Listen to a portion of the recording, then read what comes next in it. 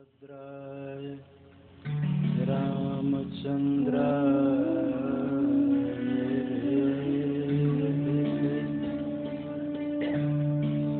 रघुनाथाय नाथाय सीताया पते नमः। श्रीयोगीन्द्रपदाब्ज दिव्यकरुणा सम्प्राप्त दीक्षाभरं ज्ञानाब्धे परकालदेशिकमन संजात बोधोदयं भारद्वाजकुलावतीर्णमनघं सुग्रीवदुर्गाधिपम् आचार्यं पुरुषोत्तमं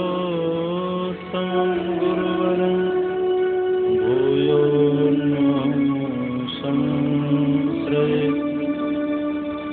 ॐ कृष्णाय वासुदेवाय हरे परमात्मने प्रणतक्लेशनाशाय गोविन्दाय नमो नमः। गोविन्दाय नमो नमः। श्रीराम जय राम जय जय राम। श्रीराम जय राम जय राम। श्रीराम जय राम जय जय राम। श्रीराम जय राम जय जय राम। श्रीराम जय राम जय जय राम। श्रीराम जय राम जय जय राम। श्रीराम जय राम जय जय राम। श्रीराम जय राम जय जय राम। श्रीराम जय राम जय जय राम।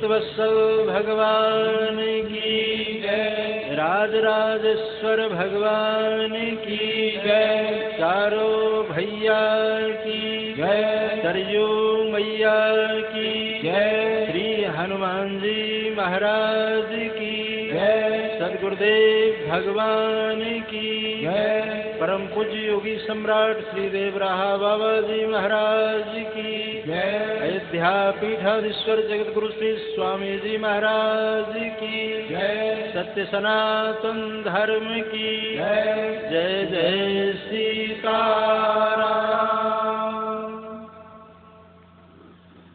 जब तेरा ब्याही घर आए,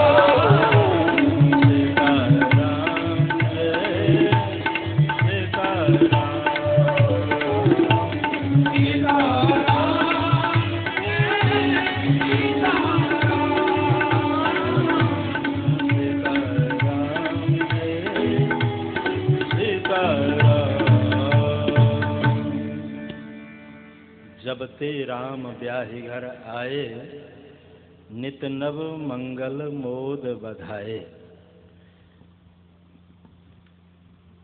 गोस्वामी तुलसीदास जी के लेखनी की विशेषता है कि जिस चौपाई से बालकांड को संपुटित किया है, उसी चौपाई को उल्टा करके अयोध्या कांड की शुरुआत कर देते हैं। रामायण के पाठकगण आप पाठ करेंगे तो बालकांड के अंत में उपसंहार में कहा है कि आए राम ब्याहि घर जबते, और अयोध्या कांड की शुरुआत है जबते राम ब्याहि घर आए। एक ही चौपाई को उल्टा करके और अयोध्या कांड का श्री गणेश, जबते राम ब्याहि घर आए, नित नव मंगल मोद बधाए। ये तो स्वाभाविक है कि किसी के घर में अगर बहू आए तो उस घर का उत्सव आनंद इतना अधिक बढ़ जाता है कि वो वाणी का विषय नहीं, किसी वक्ता में सामर्थ्य नहीं कि वाणी के द्वारा अभिव्यक्त कर सके। नित नव मंगल मोद बधाए, नए नए आनंद की अनुभूति हो रही है। बहू को देखने के लिए अयोध्यावासी उमड़ पड़े हैं। राजमहल में अपार भीड़ है, खूब उत्सव हो रहा है। यहाँ कहते हैं कि भुवन चारि दस भूधर भारी, सुकृत मेघ वर्षहि नभ भारी। आकाश से पुण्यों की वर्षा हो रही है, बादल उमड़ घुमड़ करके आते हैं महाराज श्री दशरथ के राजभवन के ऊपर और खूब बरसाते हैं, लेकिन जल की वर्षा नहीं करते हैं, पुण्यों की वर्षा करते हैं। और अयोध्या वासियों ने, देवताओं ने, ऋषियों ने, विद्वानों ने महाराज श्री दशरथ के पुण्य की प्रशंसा की है, चर्चा की है कि सबसे अधिक सुकृत यदि किसी का है तो दशरथ जी का है। दशरथ सुकृत राम धरे देहि। दशरथ जी का सुकृत क्यों है? क्योंकि साक्षात ब्रह्म जो हैं उनके घर पुत्र के रूप में आए हैं, इसलिए सबसे अधिक पुण्यवान दशरथ जी हैं। वहाँ कुछ मिथिलावासी भी बैठे थे। मिथिलावासियों ने कहा कि नहीं, जनक सुकृत मूर्ति वै देहि। भाई दशरथ सुकृत राम धरे देहि, अयोध्या वासियों का मत है। जनकपुर वासियों ने कहा नहीं नहीं, सबसे अधिक सुकृत जनक जी का है, क्योंकि जनक जी से बढ़कर के पुण्यवान और कोई हो ही नहीं सकता। इसलिए कि जनक सुकृत मूर्ति वै देहि। जनक जी के पुण्य का फल है कि साक्षात भक्ति महारानी उनके घर पुत्री के रूप में अवतार लेती है। तो जनक सुकृत मूर्ति वै देहि। एक तरफ दशरथ जी की प्रशंसा हो रही है, एक तरफ जनक जी की प्रशंसा हो रही है। जनकपुर वासियों ने कहा कि न दशरथ जी का सुकृत अधिक है और न जनक जी का सुकृत अधिक है, सबसे अधिक सुकृत जनकपुर वासी का है। कहा वो कैसे? बड़ी सुंदर बात कह दी। कहा हम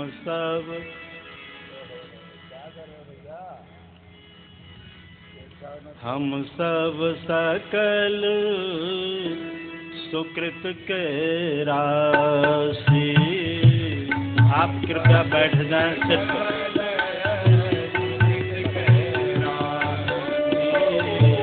हम सब सकल सुकृत के राशि।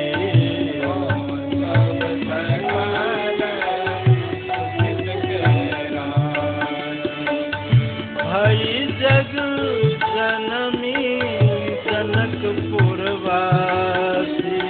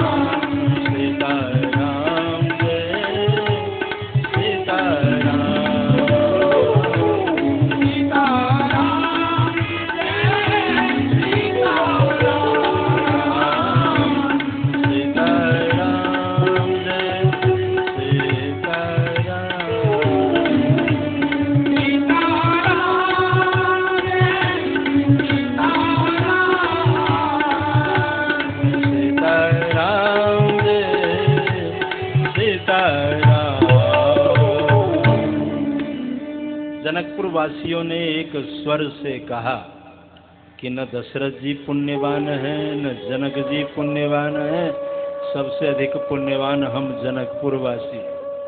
कहा आपकी क्या विशेषता है? कहा पुण्य देखब रघुवीर विवाहो। सीताराम जी का विवाह तो त्रेता युग में जिन्होंने देखा, जो उसमें शामिल हुए, वो बरभागी। लेकिन हम जनकपुर वासियों की विशेषता ये है कि प्रतिवर्ष सीताराम जी का विवाह उत्सव मनाते हैं। पुण्य देखब रघुवीर विवाह का तात्पर्य, इसलिए सबसे अधिक पुण्य जनकपुर वासियों का है। सब अपनी अपनी प्रशंसा कर रहे थे। महाराज श्री दशरथ भी राज्यसभा में विराजमान होकर के और सबके विचारों को सुन रहे थे।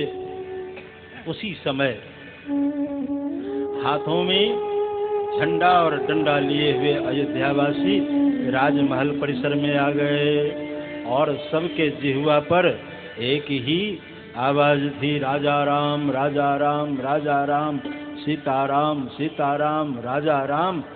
दशरथ जी की आंखें चौंधिया गई। दशरथ जी ने देखा अपार वीर और ये झंडा लिए हुए सब आ गए हैं और सभी कह रहे हैं मेरी मांगे पूरी करो, मेरी मांगे पूरी करो, मेरी मांगे पूरी करो।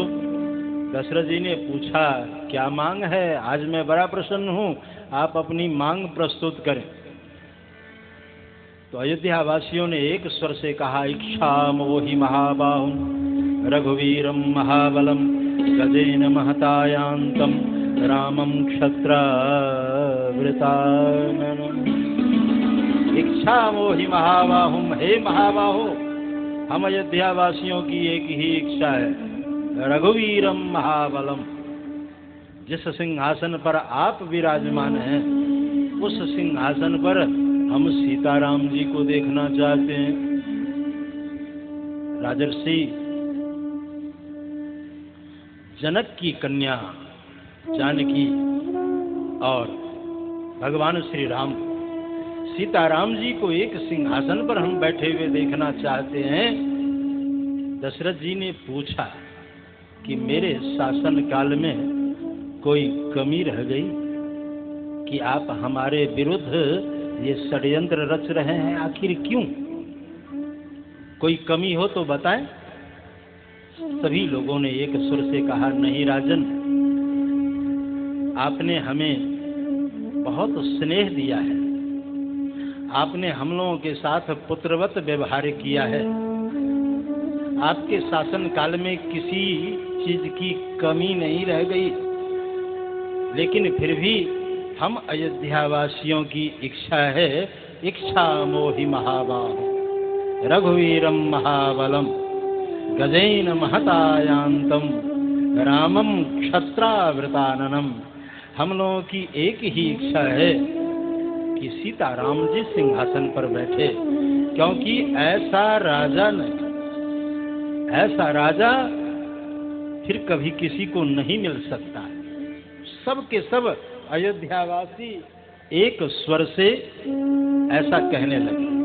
अयोध्यावासियों ने ऐसा क्यों कहा? ये बड़ा गंभीर प्रश्न है। एक बार जानने का प्रयास करनी चाहिए कि आखिर क्यों कहा। इसलिए कि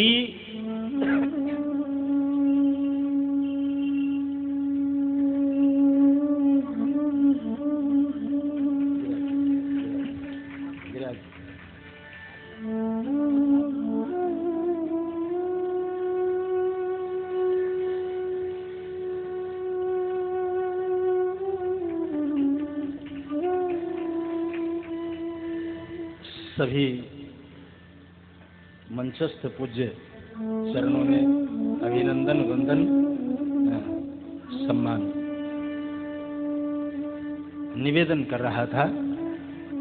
अयोध्या के नागरिकों ने एक स्वर से कहा, इच्छा मोहि महाबाहुं रघुवीरम महाबलम गजेन महतायान्तं रामम क्षत्रावृताननम। महाराज, जो छत्र समर आपके पास है वो सीताराम जी के पास होनी चाहिए। इस सिंहासन के ऊपर हम सीताराम जी को देखना चाहते हैं। आखिर क्यों? क्योंकि ऐसा राजा नहीं। सभी अयोध्यावासी राम जी के पक्ष में क्यों हो गए? ये रहस्य मैं आपको बताता हूँ। कल आपने विवाह प्रसंग सुना। विवाह प्रसंग में जब भगवान श्री राम और श्री जानकी जी के फेरे का समय हुआ, जानकी जी की चूनर और भगवान श्री राम का पीतांबर दोनों बांध दिया गया, ग्रंथि बंधन कर दिया गया और राम जी से कहा कि फेरे लगाओ, तो राम जी अरंगेबाजी लगा दिए। आज भी दूल्हे महाराज लोग जहाँ कहीं मौका पाते हैं अरंगेबाजी लगा देते हैं। कुछ न कुछ चाहिए तो अरंगेबाजी लगाना उनका स्वभाव है। तो राम जी अरंगेबाजी लगा दिए, फेरे नहीं लगा रहे थे। जनक जी बड़े प्रसन्न हुए। जनक जी ने धीरे से कहा, क्या चाहिए? दशरथ जी कुपित हो रहे हैं भीतर ही भीतर कि एक बार राम मेरी ओर देखे तो मैं मना कर दूं, कुछ मांगना नहीं, नहीं तो हमारा उपहास होगा। हम चक्रवर्ती सम्राट हैं, लेकिन राम जी तो किसी के तरफ देखने से रहे। दशरथ जी सोच रहे हैं कि एक बार भी अगर राम देख ले तो मैं मना कर दूंगा, बेटे कुछ मांगना मत। और जनक जी कह रहे हैं कि जो कुछ मांगना हो मांग लो, लेकिन फेरे लगाओ। राम जी ने धीरे से कहा, मैं अकेले हूँ क्या? जनक जी समझ गए। कहा, कोई बात नहीं, घर में एक बेटी है उर्मिला, और लक्ष्मण की शादी उसके साथ कर देता हूँ। अब तो फेरे लगा। तुरंत लक्ष्मण जी का भी ग्रंथि बंधन वगैरह कर दिया गया। कहा, अब फेरे लगाओ। राम जी ने कहा, मैं दो ही भाई हूँ क्या? जनक जी ने कहा, अच्छा तुम्हारा संकेत भरत शत्रुघ्न की तरफ है, घर में दो और कन्या है, मांडवी श्रुतकीरति, दोनों का ग्रंथि बंधन कर दिया गया। अब चारों दूल्हा दुल्हन के रूप में आगे पीछे विराजमान है। कहा, अब तो फेरे लगाओ। राम जी ने कहा कि मैं चार ही भाई हूँ क्या? जनक जी ने पूछा, और कितने हो? राम जी ने कहा कि अयोध्या से जितने राजकुमार आए हैं बारात में, सब मेरे भाई ही हैं। ये है राम जी का आदर्श। तो अयोध्या से कितने बारात आए थे, कितने राजकुमार थे, ये भी जानना अत्यंत आवश्यक है। आए हैं बारात साज आज अवधेश यहाँ, ब्याह के काज कुंवर चारि कौशिला के हैं। 60 लाख साहनी, 50 लाख पैदल और 11 लाख अश्व पे सवार छैल बांके हैं। हाथी रथ पाल की अनूप महानाल की, करे को सुमार शेष शारदा भी था के। कह जन मुरारी लख बारात की तैयारी आज, सुर नर पुकार धन्य भाग मिथिला के। सुर नर पुकार धन्य भाग मिथिला के। बोलिए मिथिला धाम की जय। तो 60 लाख साहनी, 50 लाख पैदल और 11 लाख अश्व पे सवार छैल बांके हैं भरत सरिस वै राजकुमारा। और जितने राजकुमार गए थे बाराती में सब भरत जी के सामान। रामायण में लिखा है भरत सरिस वै राजकुमारा। तो सबकी शादी होगी तभी मैं फेरे लगाऊंगा। जनक जी ने कहा कि बेटे अब तो पता करना होगा, वर्ण व्यवस्था के अनुसार हम सबकी व्यवस्था करा देंगे, तुम फेरे तो लगाओ। और सबके घर में दुल्हन की व्यवस्था कर दी राम जी ने। और आज भी अगर किसी की बेटी की शादी कोई करा दे तो उसके साथ लगाव हो जाता है, स्वाभाविक है। तो घर घर में राम जी ने बहू की व्यवस्था कर दी, इसलिए अयोध्यावासी राम जी के पक्ष में हो गए और महाराज श्री दशरथ के विरुद्ध झंडा लेकर के खड़े हो गए। इच्छा मोहि महाबाहु रघुवीरम महाबलम गजेन महदायांतम रामम क्षत्रावृताननम। महाराज ऐसा राजा नहीं, हम लोग अपने जीते जी सीताराम जी को सिंहासन पर देखना चाहते हैं। दशरथ जी बड़े प्रसन्न हुए और प्रजागणों को बिठाया, सबसे कहा शांत शांत, आपने तो मेरे मन की बात कह दी, मैं भी यही चाहता था। अब तो गुरुदेव से आज्ञा लेने की देर है। और गुरुदेव के पास जाकर के निवेदन किया, गुरुदेव मेरी इच्छा है राम को राजपद दे दूं। आप सुंदर दिन बताएं, सुंदर घड़ी बताएं, सुंदर मुहूर्त बताएं। गुरुदेव त्रिकालदर्शी हैं। वशिष्ठ जी ने कहा कि सुदिन सुमंगल तब ही जब राम हो जुबराज। सबसे सुंदर दिन वही होगा, सबसे सुंदर घड़ी वही होगी, सबसे सुंदर मुहूर्त वही होगा जिस दिन तुम राम को राजपद दोगे। क्योंकि वशिष्ठ जी जानते थे कि जिस दिन राम जी सिंहासन पर बैठ जाएंगे, राम राज्य की स्थापना हो जाएगी, उस दिन से कोई भी स्त्री विधवा नहीं होगी, पिता के रहते पुत्र की मृत्यु नहीं होगी। ये वशिष्ठ जी जानते थे, इसलिए अध्यादेश जारी कर दिया कि वेग विलंब न करिए नृप, साजिए सबुई समाज, सुदिन सुमंगल तब ही जब राम हो ही जुबराज। गुरुदेव ने कह दिया, मन में संकल्प हुआ है, कर दो, राजपद दे दो। गुरुदेव ने आज्ञा दी, लेकिन बीच में अपनी बात दशरथ जी ने सभा में आकर के घोषणा कर दी, राम ही देव काली जुबराज।